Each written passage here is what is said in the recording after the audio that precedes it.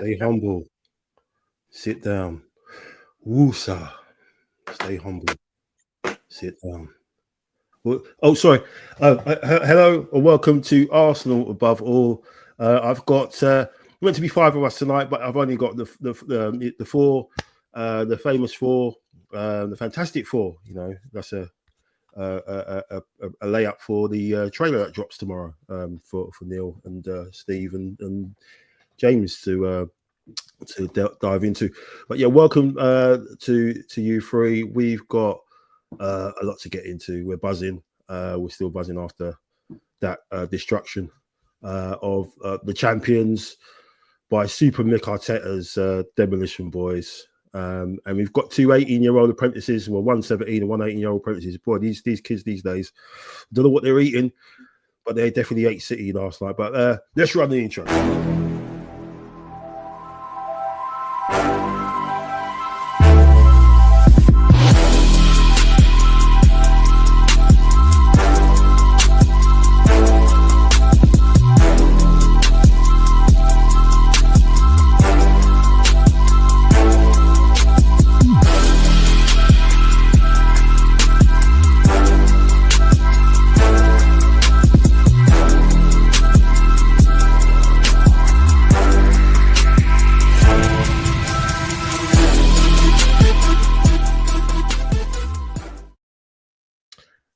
Hello, good evening, and welcome to Arsenal Above All, 94th episode. I've got three tremendous schooners with me tonight. I've got James Johnson. How you doing, mate? How you feeling?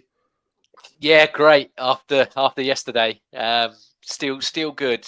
I don't want to bring it down with how angry I am about the transfer window, but there is still an hour and 53 minutes left. So I will, Is it impossible? Yeah. What does it you always say to me, Neil? It's not impossible. It's improbable, not impossible. That's what you always tell me. Mesut Ozil, mate, 11th hour.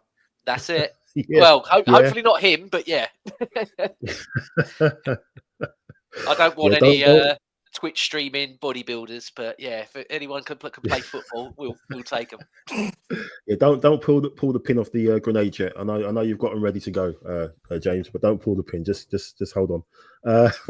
Thanks for joining us tonight. I've also got the most dangerous Arsenal fan alive, the Arsenal Jason Bourne, Neil Shaw. How you doing, mate? Wow, there's no words, is there? Just trying to be humble. That's all. Yeah. Thanks for having me on. Well. Can't wait to talk about it. Doing well. And I also got the man, the Wu-Tang Killer Bee, the chef. They call me Stepney, Steve Osakwe. How you doing, man? I'm just out here just trying to be humble, and I'm so humble to be here right now. And if I had some pie, I'd eat that as well. Great stuff, man. Really, really appreciate your time, guys. What a day it was yesterday. Let's get into it. A annihilation, a destruction, a second half destruction of the champions, which seems again to have triggered everybody, football persuasion, which is just really, really baffling. James, we'll get into things a little bit deeper, but just what are your thoughts? What are your feelings? Just 24 hours after. Just how it made you feel, and just how you hoped it would make you feel now with maybe one or two additions. But just what's your thoughts really, just coming off the back of that? Oh, it's absolute euphoria, Mike. How can you not be impressed beating the champions? Okay, people are like, oh, they're on a slide, they're on a skid, and everything. They're making all the excuses in the world now that they're a bad team after, they've just won 5 on the bounce. They're coming back, and it's Arsenal. We know what Arsenal are like. They'll, we'll tickle their bellies and they'll roll over. No. Gave you a good 25 minutes where you had a little bit of a sniff, and then I don't know what happened. I don't understand. I've said this for months and been lambasted for it on TikTok, on YouTube, on Twitter. The minute Thierry Henry says it on Sky, oh yeah, I agree with that. I'm like, well, that's exactly. I know I'm not Thierry Henry, but you know, he says the same things I say, and everybody all of a sudden's like, oh yeah, I agree with that. I don't understand why it takes Arsenal to be punched in the nose to react, because they were there in the first half. They were shocking. Yeah, they were absolutely shocking. But you know, it happened, and yeah, 5-1, unbelievable. Happy days. Yeah, you like I said earlier, euphoria, Mike. It was just crazy. It's one of them where I wasn't there for a Xavi versus Barcelona. I wasn't there when Henry got that goal versus Leeds. And you know, there are moments where you wish you'd have been there. Seeing that third one go in, I wish I was there for it live. I mean, it was good in my own house, but imagine being in it. Just it sounded through the telly like it was pandemonium in there. Yeah, it really did. Yeah, you guys would have had a job on your hands, I think, stewarding that yesterday, because I think it would have been limp central, you know. Yeah, I totally agree with you. I think when the third one went in, the noise that came through the TV screen when it went in, the absolute joy, and that it was Miles that did it. Me and Steve, obviously, Neil maybe would have been one of those games you mentioned. We were lucky to be there, working there in what we were doing, and we witnessed obviously that Arshavin moment, the Henry one against United, the Henry one against Leeds. Special moments. But Neil, how are you feeling? How are you feeling in terms of that, and just the whole context of it? Again, it's another must-win. It was another must-win game for us, which was just peddled by the media. Obviously with what Liverpool did the day before. But just how do you feel really going into the last 14 games we've got now? Do you feel this is a massive? Let's say it's a boost. Obviously, it's a boost to beat City again. We've not lost to them now. In 2 seasons? In 2 seasons now, they've not beaten us. First time they've held like 5 goals, and they've been beaten with a 4 goal difference. They've been beaten. They've shipped I think 4 goals or whatever before. But first time this has happened to Pep. But what's your thoughts? How you feeling? What's your temperature? Firstly, I'm upset that we didn't score 7, but hey, no, we can't. Beggars can't be choosers, can we? No, I'm only joking. I am beyond elated. It's insane. I mean, I think I recorded some of our reactions. Well, not recorded, but I put them all in order on the WhatsApp group for all us to listen back to, and basically saying that's what it's all about, being a fan. I mean, it's just insanely. I can't say it. We're on all cloud 9. We're just on a different level at the moment, and we got to soak up every second. See, the thing I never used to really do when we were going through such an amazing era with Wenger, and then of course which led to the Invincible season. I just don't think I appreciated it enough, because I just felt that this had become the norm, and we were just doing it every single match. So it was almost like nothing special, because it was just normal for us. I'm not ever going to make that mistake again. In isolation, it's unbelievable. What a result. We've been ravaged with injuries all season, key injuries. We've been done in by the most ridiculous and ludicrous decisions that are never going to happen again, which has, curtailed us. And yet we've still bounced back, without our main guy, Saka, on the pitch, against arguably the best team that's been around for the last 5-6 years, would you say? And not just to win by the odd 1 or 2. We've absolutely destroyed them. Hook, line, and sinker, Pep. You've been done over. It's just such a joy to witness that, to be part of that, irrespective of where you're watching it. They were all supporters, and to be embroiled in that pandemonium is just second to none. In terms of going forward, look, it's one game. We're not going to get too carried away, because I think we're far too experienced now, all of us, and I think we're just going to enjoy this moment. Of course, a win like this is going to make the boys, give them that little bit of a lift, and it's probably the right timing to try and claw back a deficit against Newcastle at their ground in the cup. But having said that, I'm just enjoying this moment, because they're not going to come often. But one thing I will say, after all those years of being punched in the face by Liverpool, United, Chelsea, City, the 4, 5, 6, 7, 8 2s, finally We've got that statement win that I've been waiting for. That why can't we just once wallop one of these teams properly? Okay, we did it against Chelsea a little while ago, but that just didn't feel the same. This felt real. It really did. And I'm so damn glad we got it. And I was thinking, Tottenham can beat them 4-1. Why can't we? Tottenham are rubbish. Tottenham aren't even a football club. Why can't we do it? We've done it now. Come on. 100%. I was trying to think. When was the last time a defending champion got beat like that? And it's probably kind of go quite recent. But I think maybe when Man United got Liverpool against Villa, weren't it? When was it 7-2? Yeah. That was the year after they won it, wasn't it? I think.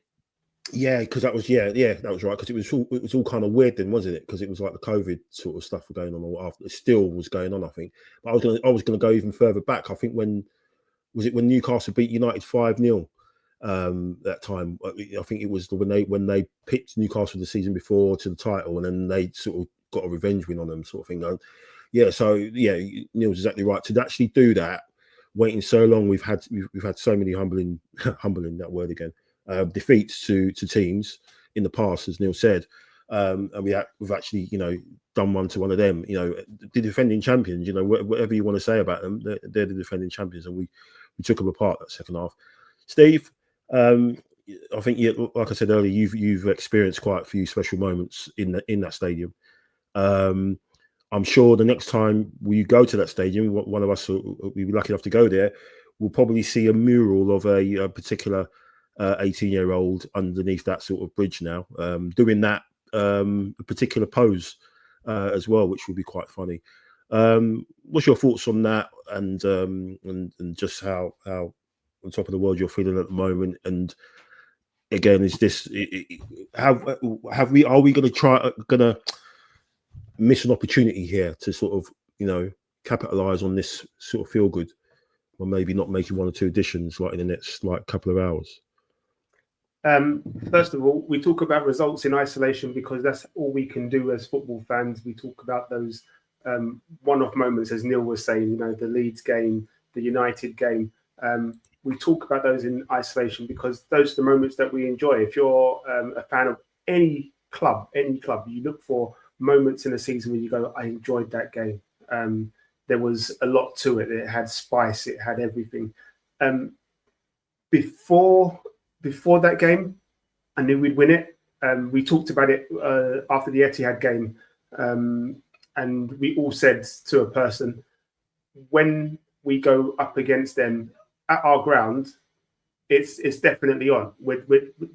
Everything will be left on the pitch, and it was. When I saw the lineup, that was our strongest lineup that we could possibly put out at that moment. Do you know what I mean? Just to think, Lewis Skelly, if he had missed that game, this whole result could be totally different. I still think we'd still win, but the fact that he got the red card overturned, and rightly so, people were like, "Oh, I'm not sure." It was never a red card. He got that overturned, and then he got to feature in this game. He scored the goal. He humbled somebody because now he knows who he is. And the best part about that, we were that second half, that 30, 40, 35 minutes in the second half, we were just good. It was Arteta football the way he wants to play it. The handbrake was off. Rice was good. I don't think we had a bad player on the pitch. Trossard was good. Martinelli was good. Havertz was good. Yes, he missed that big chance, and even at that point, you go, well, that could be costly. And then obviously they get the early goal in the second half. We were just good. Lewis Skelly is try getting the ball off that kid. It's just impossible. I don't see anybody getting the ball off of him at any point. Will we sign anybody? I said no from the very beginning, so I'm just going to stick with it. The club have missed a beat. We need a striker. I don't care what anybody says. We need a striker. Then the kids can cover on the wings, even if we've got Ranieri there. We've got other Haaland there. I don't think we've got a Haaland striker that we can bring in to help with that burden. And I'm not keen on Trossard playing there. Unless there's an 11th hour like James said, we've missed a beat. But we talk about a result in isolation. You should be able to enjoy it. And then the celebration police will be saying, "Oh, you haven't won anything yet," and blah blah blah blah blah blah blah. Yeah. So just because you haven't won anything, you can't enjoy a result. That makes no sense. So let's enjoy it. 5-1. I'll be humble with it. We move on to the next game humbly. Oh, good stuff. Good stuff. Yeah, I totally agree, man. We've got Brian, even gents, but Kai knows he's on double sessions once the window closes. Yeah, pretty much. We'll get into that into a minute. And says now we must continue his ruthlessness. We must continue this ruthlessness. Yeah, it was a worry, wasn't it, James? In just that fact that we, as I think you mentioned before, that we have to wait for something to happen, for us to, get a bop on the nose, get a shock. It's so frustrating. It was so frustrating. You could see it after the first 10 minutes in the first half. It was almost like, did we score too soon? And we, I think it's because we've lost so many points already this season from winning positions. But yeah, I'm just trying to set something up, guys. So bear with me. I'm just trying to do something. So I know Neil doesn't like it when I do these surprises because I shocked him last time with some of my shenanigans. So bear with me. I'm just gonna do with it. But yeah. Anything else anybody wanted to mention about that performance? Really, just anything stand out for you? I thought Thomas Partey was outstanding. I'll just throw it out there. Do we give him an extension? Would anyone here give him extension, or would they kind of say, "Okay, cut your losses"? Maybe because of what's happening behind the scenes, maybe. But would you give him extension on that performance? I got pelters last night, Mike. I got absolutely roasted for saying I wouldn't give him one. I still don't care. I wouldn't give him it. I wouldn't give him it. Let him. No. Try. Let's see what we can do, because we've still got 2 big pots left. If we can win one of the 2 big pots, let him ride out into the sunset, because we've seen this with older players where they have a purple patch and then we give him the contract and it all goes wrong. He's not going to be as good as he's been this season ever again. So let him go up. Yeah. Get someone younger. If the rumor is that, I mean, if we sign nobody tonight, sorry to go on the negative, but I don't want in the summer. Everyone we sign, I want them before we go to America on pre-season. I want it early. Yeah. Because we're not in this stupid Club World Cup nonsense. We're not in any of these silly tournaments. So we've got all the time in the world, and all this about keeping the powder dry. So I want no excuses about money, and I want no excuses about time. Yeah. So, and I'm expecting absolute creme de la creme, none of this bargain basement buys. I want top tier, I want Tesco finest, not Tesco value this summer. Thank you very much. I know other supermarkets are available, but yeah, I don't want to hear no excuse, because we've all said it, Mike. The puff pieces from about 11:05 for the rest of the week are going to be coming left, right, and centre now if we don't sign somebody. The club paid journos are going to be on an absolute tear up. Yeah. So but I would not renew Partey. I think. Let him have this season, and then that'll be it. Yeah, because he's only going to go one way, and it's not good. Yeah. It's just frustrating. But that just basically then means we have to make sure we go out and do a bit more work in the summer to get more bodies in, because I think the way it's looking, we're probably needing to look like 5 or 6 players in the way it's going to happen, and then maybe that is the reason why we haven't done anything in the window so far, especially this window. So bear with me. I'm just trying to get something set up. Don't worry, Neil. It's not gonna do anything. To you. Don't worry, Steve, as well. He's looking a bit worried. Mate, as well. I was proper messed up last time, and with your questions. And all the big prices went, Neil. And he's not even listening. Look, he's not even listening. No. No worries. Okay. So here it is. After the success of the last time, I brought it back. Deal or no deal. I brought it back. I'm waiting Brian on. I tried to pull Brian in behind the scenes, but this is Brian's baby. He's indisposed, so he's going to miss out. So I know James is. He can't wait for this. Can't wait for this. And I look at his face. So you know how it goes. There's no money involved here. I'm not that rich, unfortunately, and Brian's got all the money. I'll start with you, James. Fire away. Pick a number, and we'll see what happens. Yeah, let's go because we scored 5 goals. Let's go number 5. Okay. Right. So this is when you've kind of answered this already, but how do you rate Arsenal's summer window now, and did you rate it higher at the time? Well, now in hindsight, having watched Moreno as much as we have, I would say about a 5 or a 6. But yeah, I thought everybody was okay before I watched them. I obviously said that Neto and Sterling were panics, and they've looked like it. They really have looked like it. And just again, like I am tonight, the lack of the forward just is really, really telling. And I'm a bit upset that these people that want these jobs that are of high esteem at Arsenal aren't pushing the issue. You know, if Mikel Arteta doesn't want to do it for whatever reason, I don't understand how these people around him are just nodding and going, "Yeah, all right then." Who is in there that's got a voice that's challenging him? Because it doesn't appear like there is one. And this is what ended up killing Wenger in the end, is that you gave him too much control.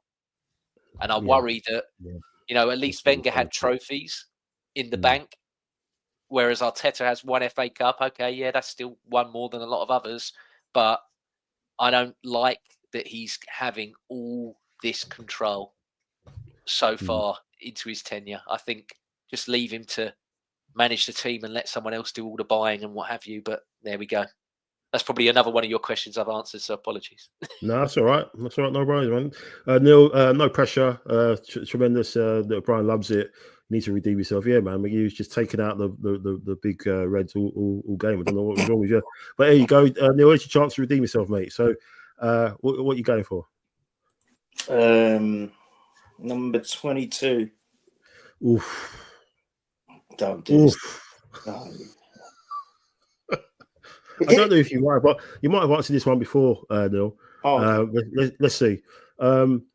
Has Arteta's squad management issues coming home to roost with all the injuries this season, on top of the demand of the last 2 seasons, and persisting with the smallest squad in the PL? So basically, has the squad management, is it all on him? A little bit what James has kind of said as well, on top of what he finished off his answer. But do you just think that, with what he had to come with this new Champions League, with the amount of games and everything, do you think he should have done a lot better in terms of preparing us for the season? I think that with hindsight, it's easy to say yes, because we know that there are certain areas where I think he should have strengthened and he didn't, and certain areas where he did strengthen where we may not have necessarily needed to in those particular key spots, i.e. the left back position. Yeah. So yes, I think with hindsight, it's easy to say that he should have been better prepared. How he's managed it, injuries are, you can't legislate for them. So I think we've just been unlucky with them. However, I think every manager at the top tier should know and have the foresight to think that, I could lose a couple of key players. What's the best way that I could maybe plan for that? I know it's not easy because, it's for us to sit at home and be fans. We can be the best managers we can, or think we are. And, when you're there and you're doing the job, we're not actually interacting with all the players and trying to keep every single one of them happy. So, if you can bring in maybe 3 or 4 excellent players for one position, but you can't play them all at the same time. So how do you manage that? So there's that as well, which, we probably don't really think about too much. It can't be easy to do that. The managers that have done it in the past, kudos to them that, they've remarkably managed to be able to deal with egos and big players or big name players. But, it's not something that every single manager can do. And then we got to bear in mind that this is his first job. He's a young manager. And I think given all of that, I think he hasn't done badly. I have questioned his player management at times. I've questioned his game management at times, but I have to give him some kudos because I think I want this to be a positive podcast. Now, despite me always crying that Ethan doesn't get enough minutes, I now think I've started to realise that actually, I think he's done it the right way. He's brought him on probably just enough, just to give him that exposure, to give him that bit of time, but not overdone it. And then, we're seeing the fruits of that now. He comes on, he's explosive, and he just scores worldies. It's incredible to see. Whereas I think Skelly might be a different kettle of fish in the sense that he is completely ready. He's not going to get burnt out, and he's just. I think he's managed them both very, very well. To be fair, so it's one that you can answer probably better when you know the answers beforehand, if that makes sense. But I don't think he's done an amazing job, but I don't think he's done a bad job either with it. But this failure in this window is telling, and I'm not saying that's Arteta's fault, but it's going to leave us short, I think, in quite a few ways, and it's going to hurt some of our players too because they're going to be overused. Cool, good answer. Yeah, kind of go with that. I do think we did know that we kind of were short, especially on the right hand side, weren't we, with Saka? I know he ended up getting Sterling in, but yeah, I just think we went into it. We were undercooked, especially with the likes of Rice and Saka, with what they had, in the Euros, and Saliba as well. And on top of that, yeah, we were just short body wise. But no, I agree with you, Neil. Steve, your debut in this as well, along with James. What you go for, mate? I'm going to go for the Neil, by the way, Neil, sorry, Neil. You took out the 50p, so I think you've had a good start. Well done, mate. Yeah, go on. I'll go with our King of Brazil, Big Gabby. Okay, so number 6. Where is number 6? Right, interesting one. What would your plan be if Kai gets injured or needs an out for rotational reasons, so as to protect him? Okay, I know what Arteta's plan will be. It'll just stick Trossard there. What will my plan be? Just see who we've got in the youth. Play them, give them a chance. Why not? Was he playing? Was Martinelli playing a little bit up front in the second half yesterday? I don't know if it was me. It looked like he was playing a bit. There was a few times where it looked like Havertz was out on the right, and Martinelli looked like he was. They were just swapping places. No, sorry, man. I just wanted to just jump in. I wasn't sure if I was seeing anything. Yeah, I think Martinelli did it in the previous game as well. He did actually play a bit more centrally, and Kai likes to drift around a bit as well. So that's why you might see Martinelli more centrally. I don't know if Martinelli has. I know we've all kind of wanted him to be pushed more central. I don't know if he's clinical enough to do that. He's definitely got the pace. I just don't know if that's going to be the best position for him.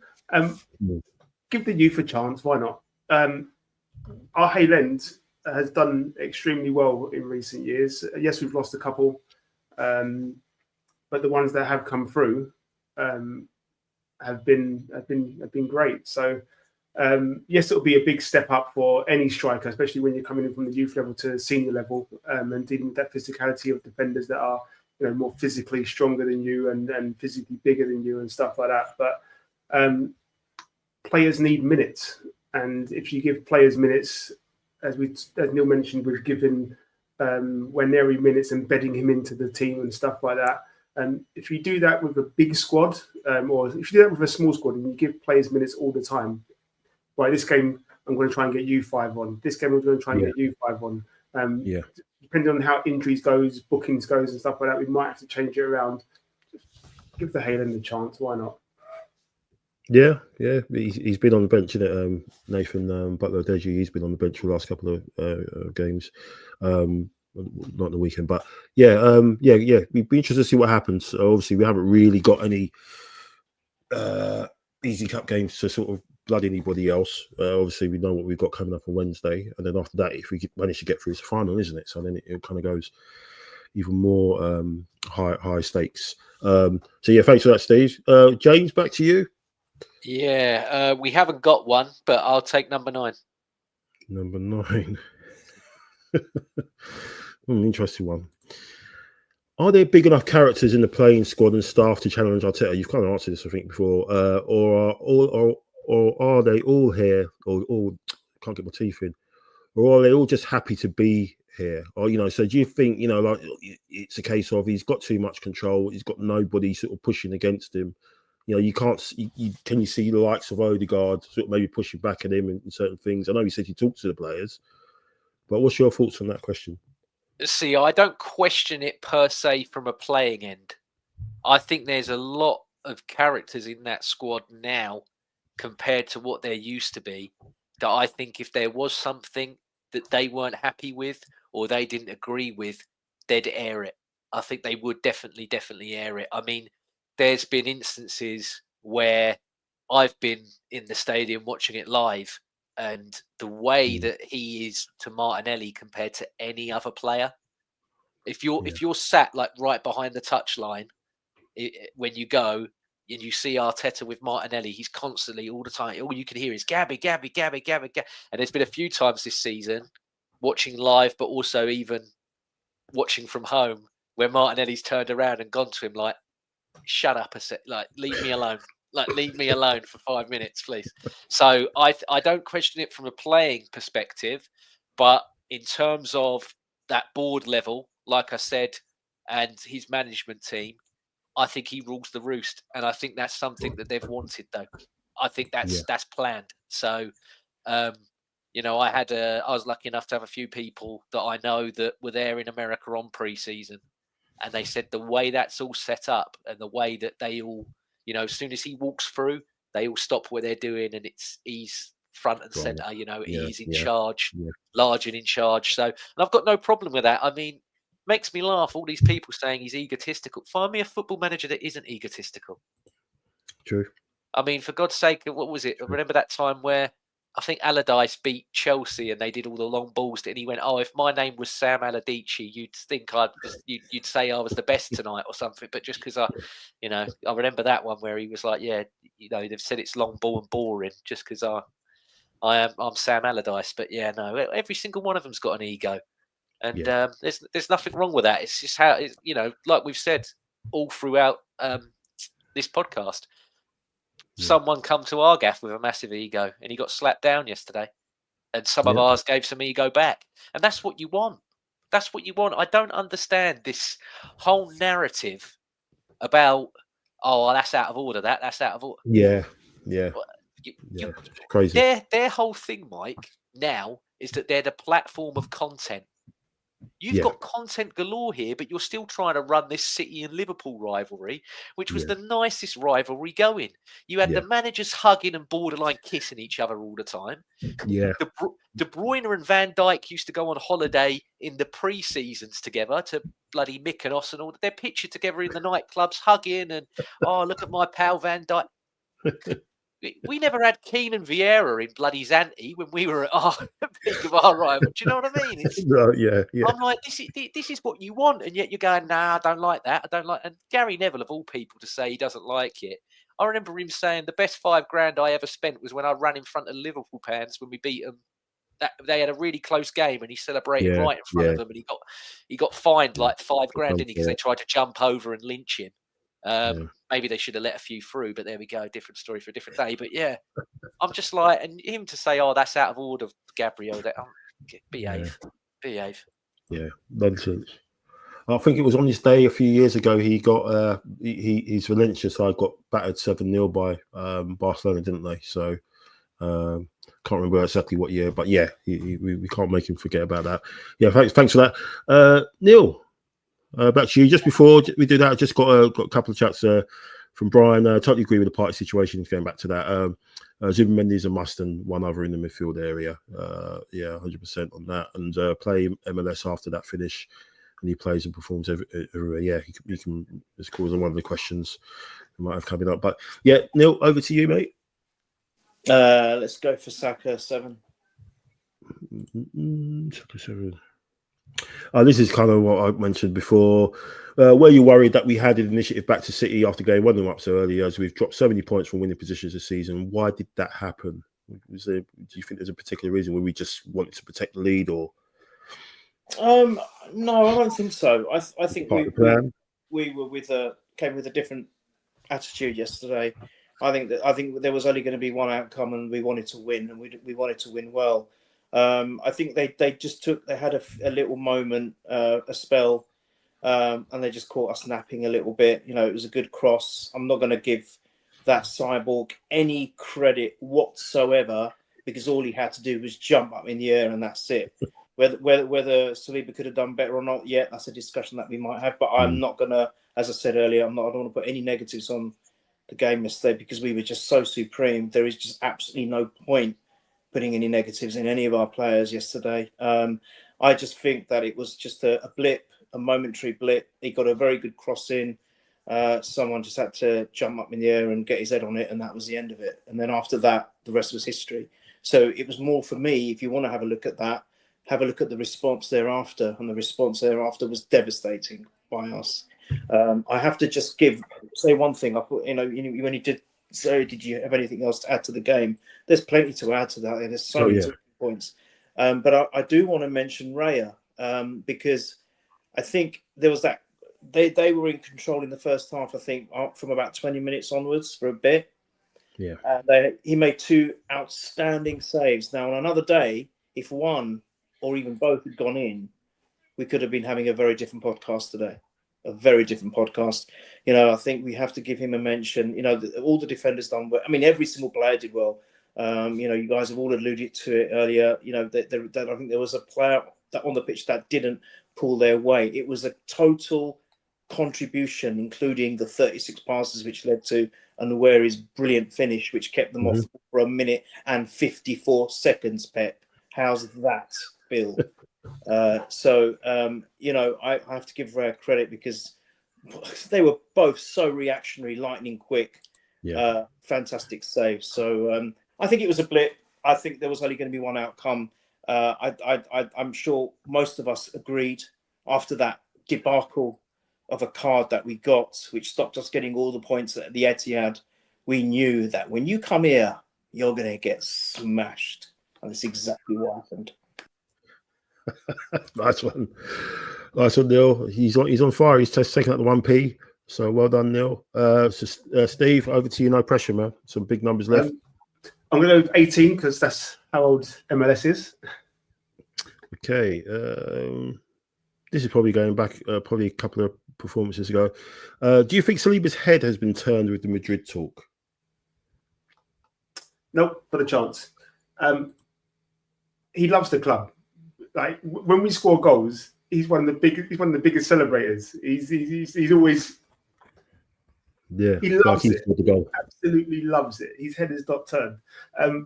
If the question is, will he be here forever? Then the answer to that is no. Because if we don't win stuff, as Neil has said before, and as James has said in previous podcasts as well, if we don't win stuff, then our players will look elsewhere. It's only natural that they do, because they have such a short career.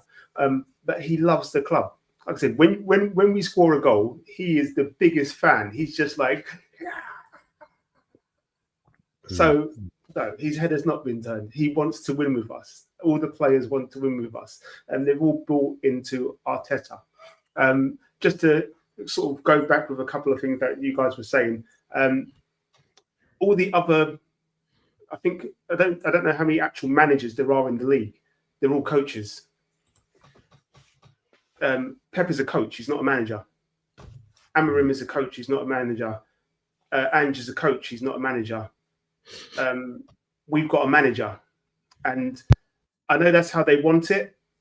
I do agree with what you guys are saying in that we need to take some of that responsibility away from him, and we need to just be able to go, okay, we need players in. We must identify the players. Yes, the manager is involved, but leave it to us to go and get to go and do the dealing part of things and stuff like that, and then go from there. But like I said, he's one of only a couple of managers in the league. The rest are pretty much all coaches, and a coach doesn't have much of a say when it comes to transfers. So the club will go, we're getting this. We feel we need this particular player, and we're going to get that in. So yeah, but yeah, has Saliba's head turned? Like I said, watch after any goal we score. Watch how loud and proud that guy is. He loves it. 100%. Thanks, Steve. Go back to you, James. Last round. Yeah, after Neil saying about the Reyes and everything, let's go number one. Number one. Yeah. Oh, I think you might like this one. Do you think Erling Haaland knows who the F Miles Lewis Kelly is now? Oh God, yeah. And like I was saying last night when I did the podcast last night, that photo, I'm begging we win something, Mike, because that needs to be remembered in a season with a trophy for me. Because that is one of the most. I mean, you've got up there. You've got Michael Thomas. I know.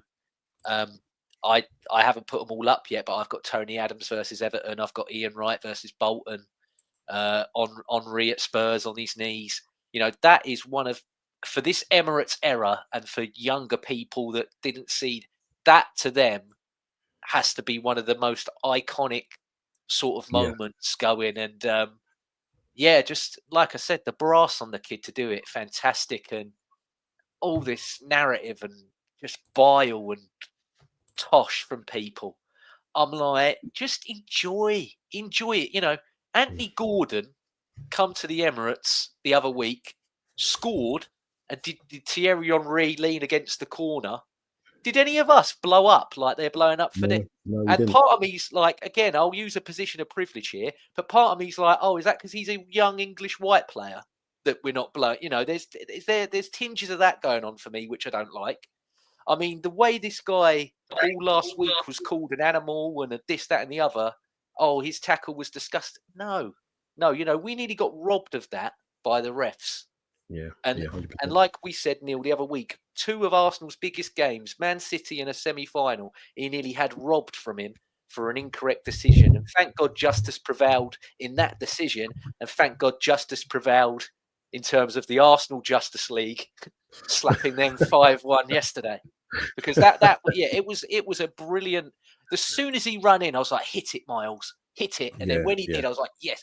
And all of us, like you said, Neil, in the voice clips, if we could play them out on here, I don't know if we can. I don't know if there's a few F's and Jeffs in there. I don't want to ruin your family show, Mike, as you've censored it there as well. But yeah, just an incredible moment. I mean, it will still be remembered anyway, but it deserves to be remembered with something on top, definitely, because he's come in and he's just run with it. This is what I've always said: the minute you come in, take the shirt. And don't give it up. I want 2 or 3 that are fighting in every single position. Well, he's definitely the number one starting left back, but I think next season, obviously, like we've said, Partey's going to go to Jorginho. He might go, I fancy myself in midfield now. Yeah. Because we're probably going to sign a left back because we always do. So he might move him. You never know. He might move him into the middle, and I've got no problems with that either. Because I think he could do both. Like you said earlier, I don't know who's going to get the ball off him. He's that good. There's still time for a left back tonight, James. That's very true. That's very, very true. I'm expecting a goalkeeper, Neil. I don't think it's left back tonight. I think it's going to be a goalkeeper. Thanks, James. Neil, last pick for you. What's the numbers available? So I don't know what between 1 and 22. I don't know what number is available. You need to put it forward. I can't. You know what I mean? Yeah, there you go. Thank you. Got the crosses on them this time. Let's go for. Let's go. I think I did that last time. Let's go for. No, sod it. Why not? Do it again. DB10. DB10. Let's see.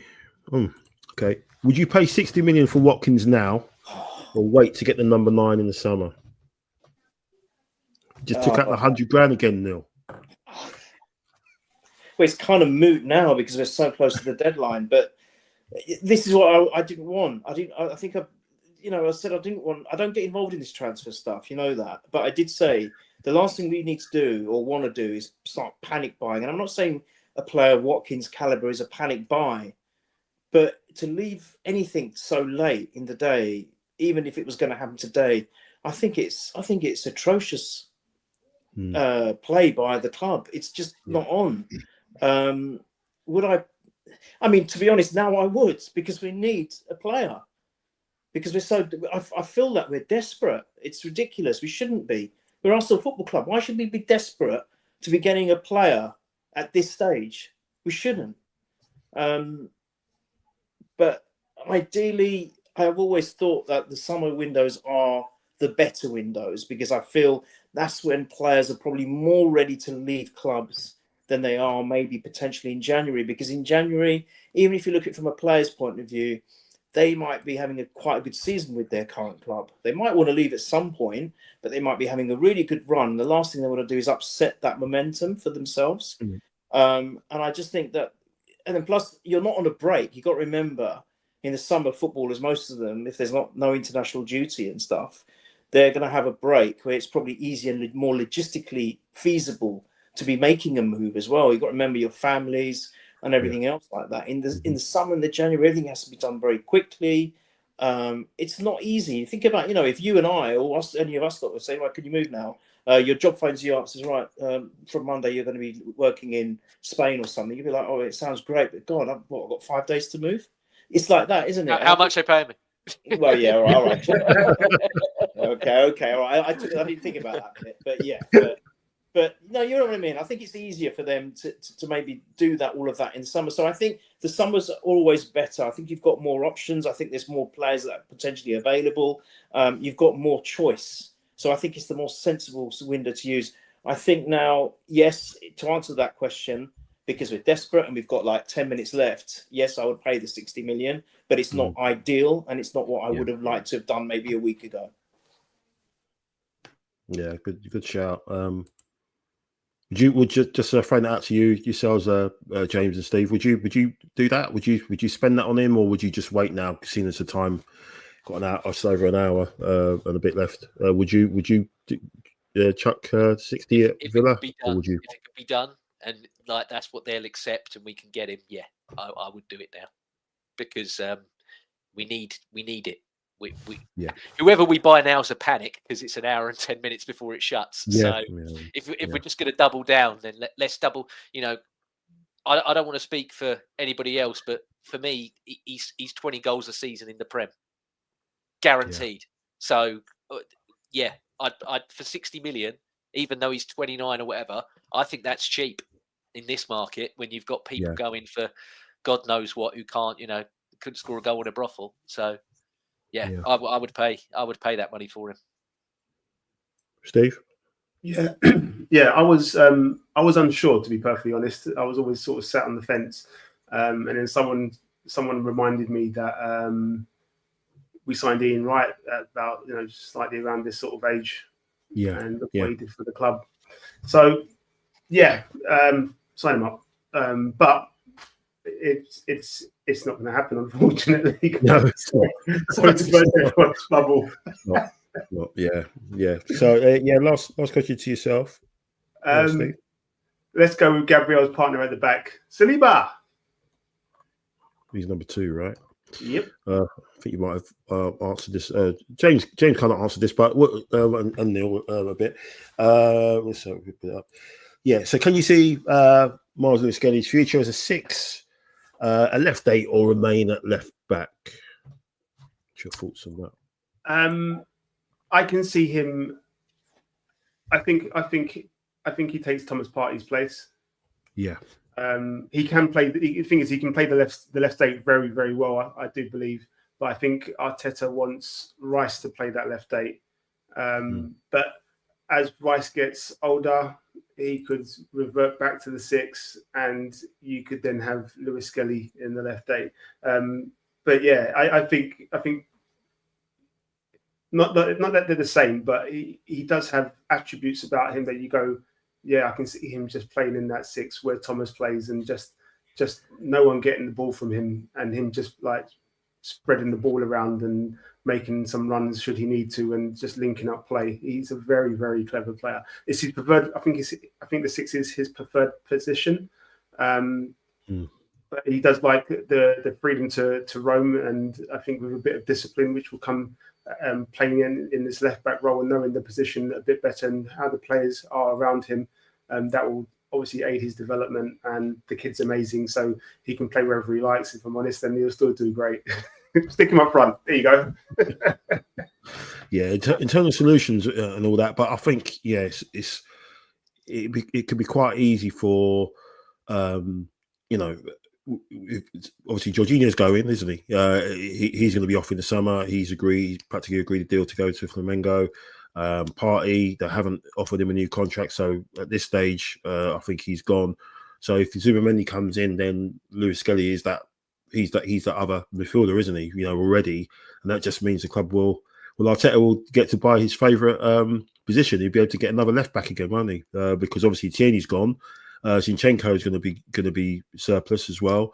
So the only person you're going to have there is Calafiori and maybe Tomiyasu if he's still in witness protection, depending on what state of play he is in as well. So yeah, I think you're forgetting, Mike. He'll sell Kivior as well. Yeah, still So they sell Kivior. So kind of funny, isn't it? You kind of think if that Aiden Heaven decided to have a bit of patience and not chase the bag, he might have had a route into being, you know, that sort of cover, wouldn't he? But hey, you know, some people just want to. He's won the lottery anyway, so fair play. Just before we'll just a few Michael, more. I was going to suggest, why don't you do one bonus question that everyone has to answer, including yourself? Okay, that's funny. You've read my mind because I was going to choose one, so I'll choose one.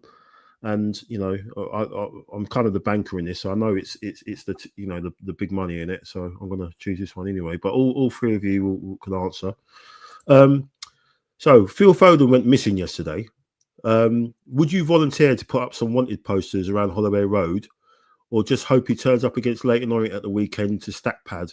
And obviously people start saying how great he is again. For me, I just wouldn't bother. You know, 0. I think there's a stat going around. He got 0, all these numbers, and it's all 0. And basically, Saka produced the same numbers, and he weren't even playing. He was watching from the sidelines. So you know, people want to compare the two. It's insane, isn't it? But yeah, James, what would you do? Would you volunteer to look for poor old little Phil Foden with his Player of the Year award, walking around with it? I don't care about him that much, Mike. I mean, like we were saying, the way that they were like, "Oh, the ref's got in his," I'm like, "No, he's messed his pass up." Like, stop trying to give him trying to give him an out. That let's have a look at this. This ref's in the way. I'm like, stop giving him an out. He's had a shocking game. Call him out and say that he's had a shocking game, because you do it with everybody else. You do it with every other player bar him. And I'm like, he's had a terrible game. Let's have it outright. And I don't care about him enough to put the posters up for him. But yeah, he'll get 3 goals against a bunch of League Two players or something at the weekend, and he'll become Messi again, won't he? Yeah. So there you go. Neil? There's no way that I would be even attempting or wanting to attempt to sketch that disgusting haircut that he has on any poster, let alone then walk around with them and sully my hands to put them up onto a post. So the answer is a resounding no. Neil, do you hate his haircut more than you hate Bernardo Silva? Sorry, I'm throwing an extra question. Because yesterday I was like, who does he hate more, the haircut or Bernardo Silva? I hate so many different things for so many different reasons, James. It will be a monumental podcast in its own right if we went down that road. I'll abstain today. Steve? Generational talent. Complained about the Euros, didn't he? Generational talent. Still not better than Saka when it comes to numbers. Generational talent, and yet he got outshone by 2 under-18s. Look, people always try and compare Saka to their best player. Is Cole Palmer better than Saka? No, he's not. Is Phil Foden? And I've seen like many fans, including Arsenal fans, go to me, that Phil Foden lad, he's like, trust me, he's different. He's like, yeah, he's the best. Steve, trust me, bruv. I'm like, is he? So no, he went missing for one particular reason. He's not really that good. Because you take him out of that Man City team and he hasn't really performed. And by that, I just mean he's only been in the England squad other than the Man City team, and he hasn't performed. Whereas you look at Saka, you take him out of the Arsenal team and the England team, he has performed consistently since he's broken onto the scene, and he doesn't look like letting up. Yes, he's had an injury, but nobody, and I mean nobody, has been more consistent over that period of time than him. His best thing, barring this injury, was always being available. He never shirks away from a challenge. You've seen him walk off the pitch, and he's got cuts on his legs and stuff like that. And people go, oh, you know, you just need to get up. Yeah, he does. That's the thing. He does. He doesn't moan about it. He just wants a bit more protection when he is getting kicked. But he doesn't actually moan about it. You never hear him in a presser come out and go, oh, yeah, you know what? I want the refs to protect me more. I'm getting kicked about. He never complains about it. He gets on with his job. He does what he does. Phil Foden, on the other hand, he goes missing for a game, and they'll still try and find a way to wax lyrical about him. So I don't know. I'd leave it at that and just say if he's missing, he's in someone's pocket. He's probably in Miles Lewis-Skelly's pocket, and you know, trying to go, "Hear me out." Running, you know, I don't know. This is what happens when your club's manufactured, though, isn't it, Stephen? Because Saka come in when we were in absolute, you know, dire straits, and he performed when we were terrible. Then when we've got better, he's been amazing even then. And yeah, and he just keeps going more and more and more. And we're seeing it with Skelly and we're seeing it with Nwaneri. But these Man City lads, where it's manufactured and they can buy all the best people right away, they haven't had to work hard or earn where they are. So now it's not all rosy and everything. Like you said, you're seeing them for what they are. Look at the way Henry just tore down hard. You know, Carragher and Micah Richards were like, oh, and Henry was like, no, I'm not having it. I'm not having it. He's like, he just look at him there, not running into that chat. He's like, you're losing. Run for that ball and do something. And he's like, but he doesn't. And he's like, yeah, when it's all rosy and happy, they're all playing, all singing and dancing. But he's like, when it's a bit of needle, and that's exactly what Arsenal used to be accused of. They're like, when it gets a bit nasty, you lot can't handle it. Well, now we are handling it. It's winding them up. So we just got to keep going and keep winding them up even more. Just a fact about Haaland yesterday. I think he had more fouls than touches. Is that correct? Yeah. Raya had more touches on the ball than him. Raya did. I remember when Giroud had a stat like that one game, and people were like, "Oh, you know, he's a striker," and blah blah blah blah blah blah blah. Yeah. And then he had a game like that for France as well, Giroud, and people were like, "Oh my gosh," blah blah blah. And you go, "Yeah, but his all-round play, his all-round link-up play was still good, and he was still doing the right things to make sure that others were involved." Haaland, apart from one jump, a couple of kickoffs, and that was it for him, really. So, whatever. Yeah, Haaland. I think Haaland touched his gold badge in his sleeve more than he touched the ball yesterday. So he's doing that more often. And in the big 25, his dad comes out to defend him. Come on, like I said, my kid won. She's always like, in the big 25, you're doing this, and in the big 25, a grown man has got his dad coming out going, yeah, but at least he's won something. Yeah, so you never. This is, you know, you talk about yourself. Like your son should be able to defend himself. And he's quoting people with players as their Twitter avatar. It's like, mate, come on. I'm like, you're being trolled by people who won't even show their real face. Like, get a grip. Crazy. But just it just did say two things before we go. Just tip our hats to the women as well who beat the Man City ladies yesterday. I watched that game, wild game, mental game. So City just getting dealt with by the men and the women, which is great to see. So fantastic win for them. And also got to say thanks to James's mum, Sue, who provided us with an amazing situation where this kid. We've got to talk about him for a bit, James. I'll let you start off. You've got all the opposition fans talking about how good this kid is, and they are really, really shocking. Looking at some of the content creators and everything. For me, if you watch that goal back again, you look at him asking for the ball a good 30 seconds before it comes to him, because he's already got it planned. He already knows what he wants to do with it. And if you look at when the ball's getting played, triangles with Rice and Gabriel, I think it was, and they're playing triangles. I can't remember who the other player was, but they're playing triangles there, and you can see Arteta trying to say go back. He's pointing and kind of saying go back to Raya, and then he goes to Rice and he just pings it as he done to Ranieri, and then when Ranieri knocks it in, Rice sort of runs over to celebrate, and he looks back at Arteta. I don't know if you check it again. He looks back at Arteta to say, "Look, you see, this kid, that's why I gave it to him. That's why I gave the ball, because I knew he was going to do something like that." It's just an amazing little moment there. So try and check it out. But James, the best thing about this, Mike, is that if you look at this photo, and then you shared the photo of him and Lewis Skelly together earlier. Yeah, he's smiling. We finally broke him. This guy is cold as hell, but he never smiled. We've broke him. We've broke him. He's finally being like, do you know what? Actually, I quite like this.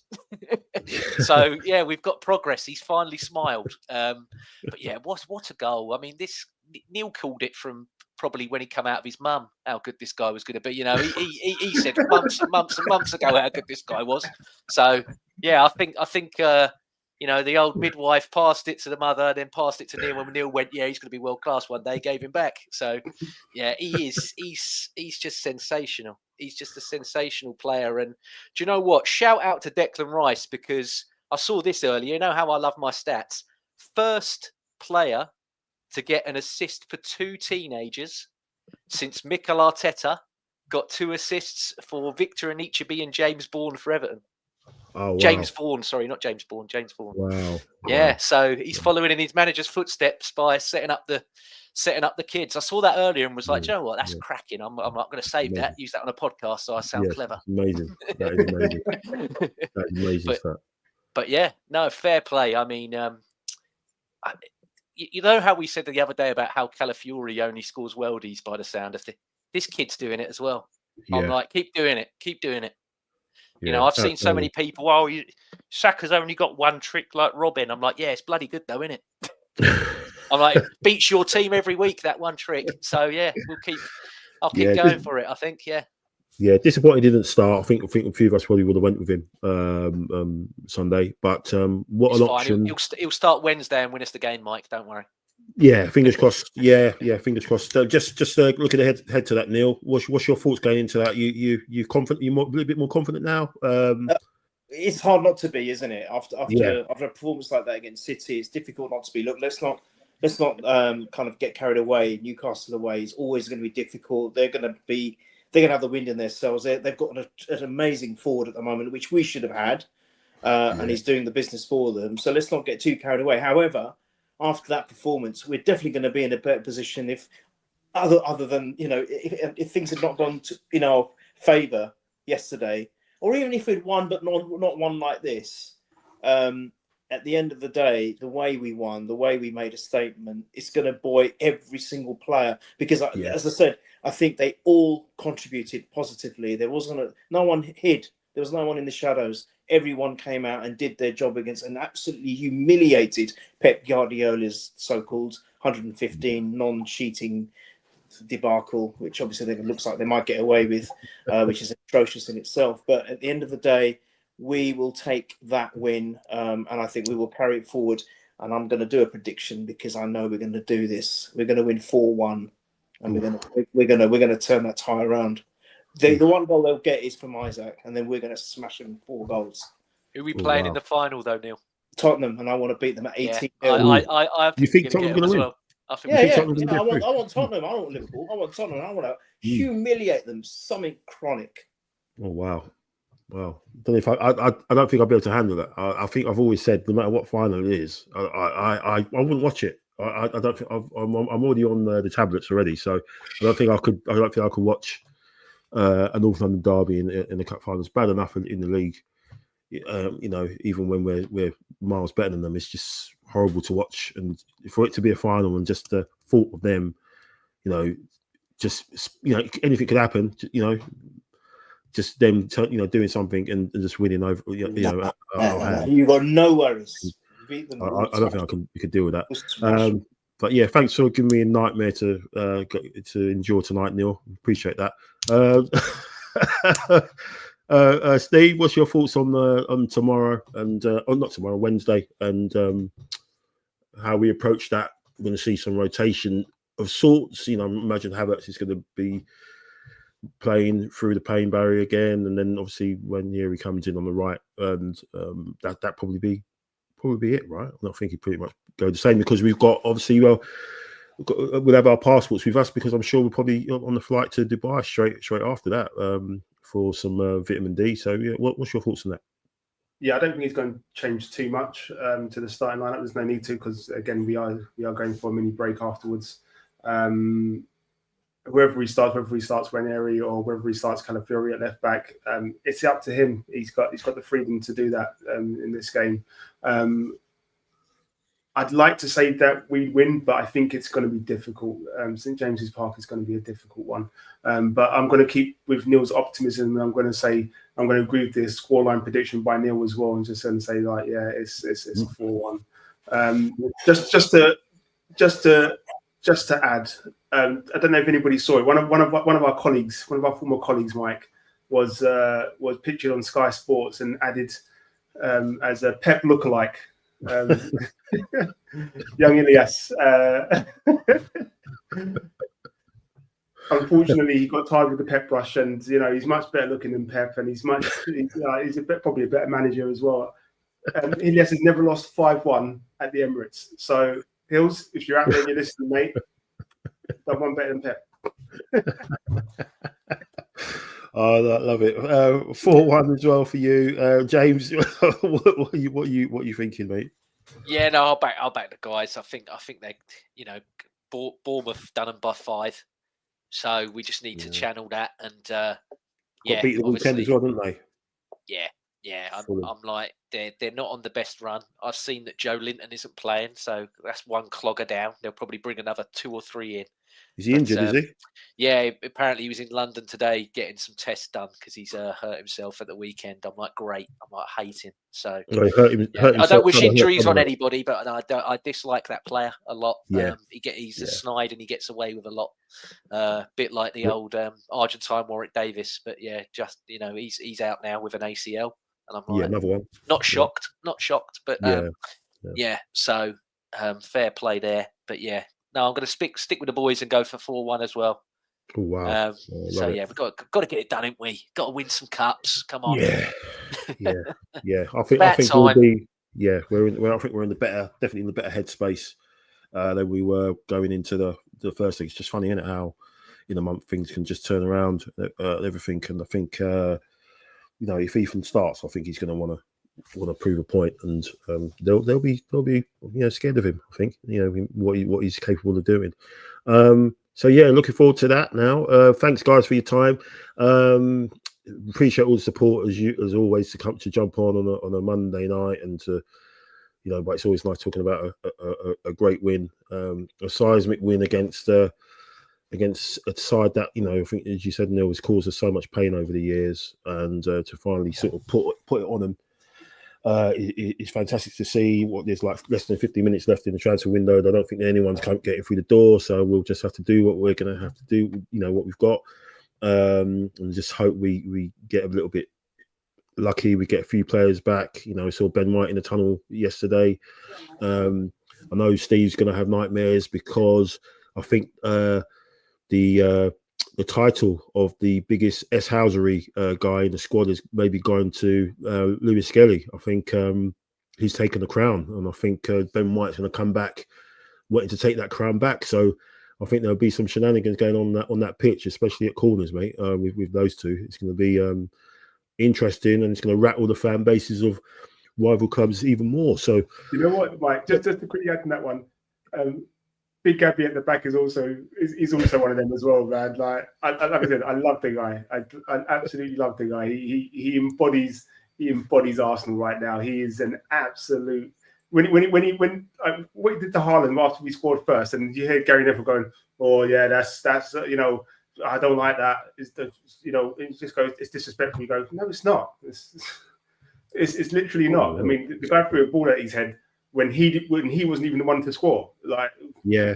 Like, do you know what I mean? Is that not disrespectful? Oh, no, that's just fun and banter. It's like, okay, well, that's what he was doing. Yes, part of me was going, yeah, it's a bit early in the game, but why not just do it? Have fun. Like, again, if you come back to bite you in the backside, it comes back to bite you in the backside. But have fun. Like, that's the whole point.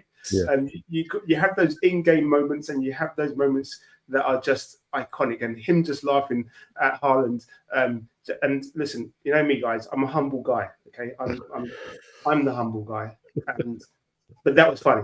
So yeah, Ben White's a competition. There's nothing wrong with it, because I remember when Holding did it to Costa. Was it Costa in the final?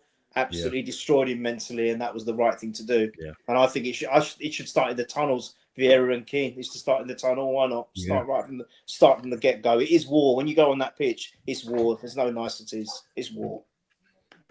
No, here. Yeah, it's fantastic stuff. So we've got a few of them in the squad now, which is great to see. And we're not the nice guys anymore, or the softies. And I think again, that's just, they don't like it, do they? You know, all the Carragher and Neville, they can't dance anymore like they did when we played Brentford that night. And you know, we were calling us soft and everything like that. They can't do that again. So long may it continue. Thanks, guys. James, appreciate everything, man, for coming on. Neil as well. I know you're busy as well. Thank you very much, and good to see you. And Steve, he's taking the pose. You know, he's calming himself down. He's remaining humble. Yeah, that's what you have to do. You know, that's how we got to go. So, thanks, guys. Thanks for everyone watching. Thanks for all the comments. Really appreciate it. Yeah, just stay humble, innit? You know. That's what we got to do. Just stay humble, people. You know, it's not hard to do. You know, just stay humble. Take care. All the best. Come on, you Reds.